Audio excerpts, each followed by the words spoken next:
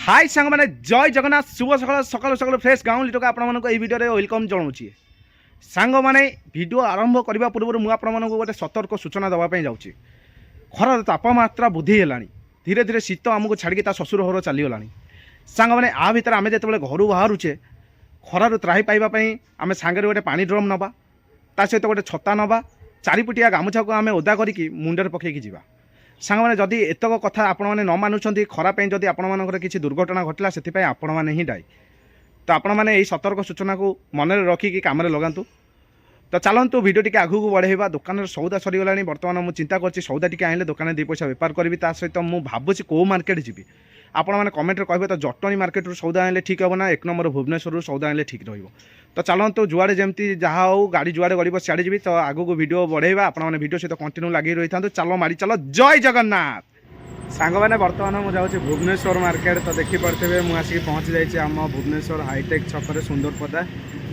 तो यहाँ रही खराबेलर दृश्य सुंदरपदा खराबेलर दृश्य हाईटेक छकर तो देखु पूरा जनगहली रही जगह आ खरार तापमात्रा बहुत जोर हो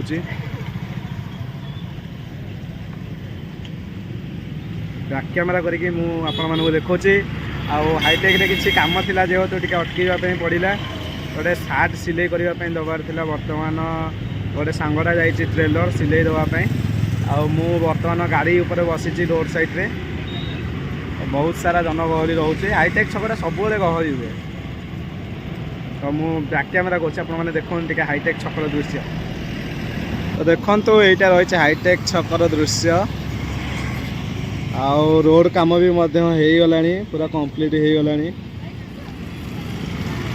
बहुत सारा जनगहली गाड़ी मोटर जाम हो रास्ता एवं यहाँ सुंदरपदा भुवनेश्वर टू जटणी रोड यहाँ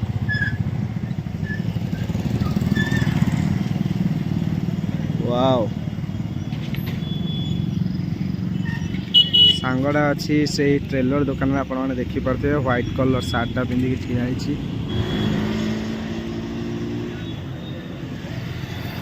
रोड साइडटा का आपण मानक सब प्रकार दुकान मिल हाईटेक छकरे माछ जलखिया परिवा इत्यादि इत्यादि सब प्रकार जिनस आपण मैंने पाइबे हाईटेक छक रोड साइड रे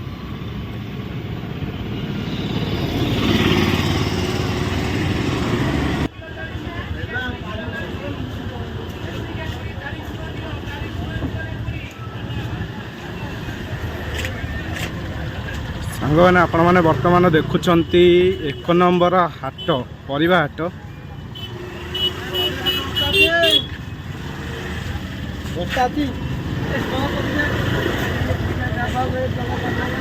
चलते बर्तमान परिवा हाट टे बुलाबुली करवा तापर आगू को सौदा पत्र किଣା किणी करवा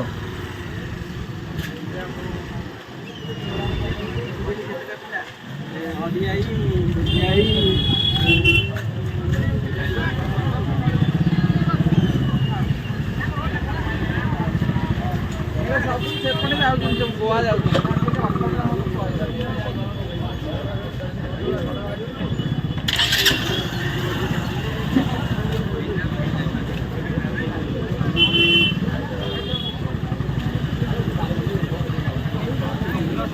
देखो तो बहुत सारा परिवा आपण मानक मिल जाव सस्तार एक नंबर परिवा हाट रे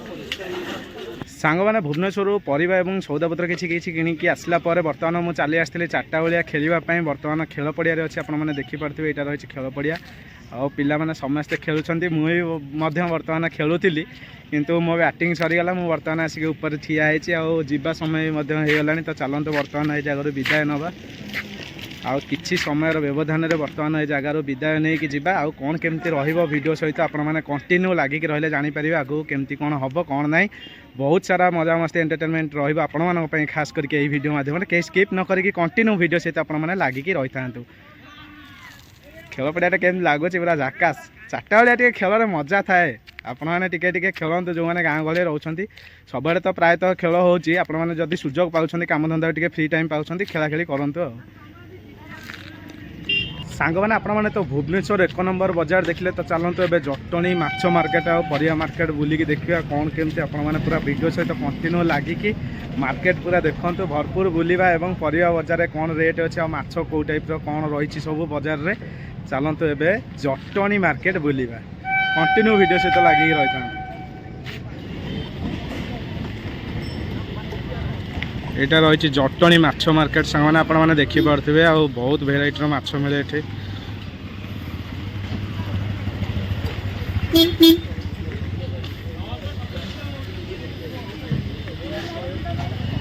ମାଉସୀ କଙ୍କଡ଼ା କେତେ? ଆଉ ଇଏ ଚୁନା କେରାଣ୍ଡି? ଆଚ୍ଛା ଆଚ୍ଛା, ଆଉ କମିବନି? କମିବଟି? ବାଛିକି ଦେଇପାରିବ ତ? ବାଛି ହେବନି ନା? ହଁ ହଁ ହଁ ଦେଖୁଛି।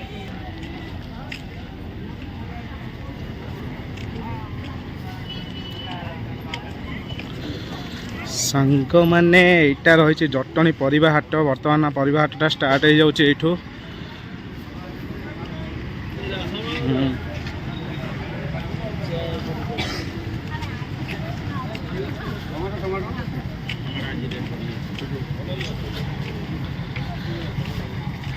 ଜଟଣୀ ପରିବା ବଜାର। ହଁ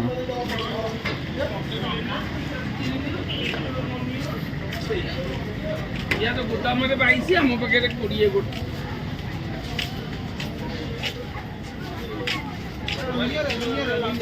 ସବୁ ପ୍ରକାର ପରିବା ଅଛି।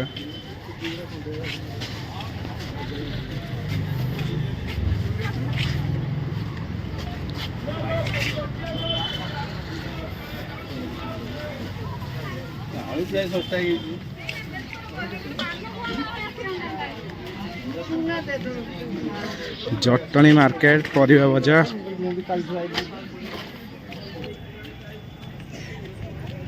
ବର୍ତ୍ତମାନ ଜଟଣୀ ପରିବା ମାର୍କେଟ ମାଛ ମାର୍କେଟ ବୁଲିକି ଆସିଲା ପରେ କିଛିଟା ସଉଦା ନେବାର ଥିଲା। ବର୍ତ୍ତମାନ ଯାଉଛି ସେ ସଉଦା ଦୋକାନକୁ, ଜଟଣୀ ସଉଦା ଦୋକାନ।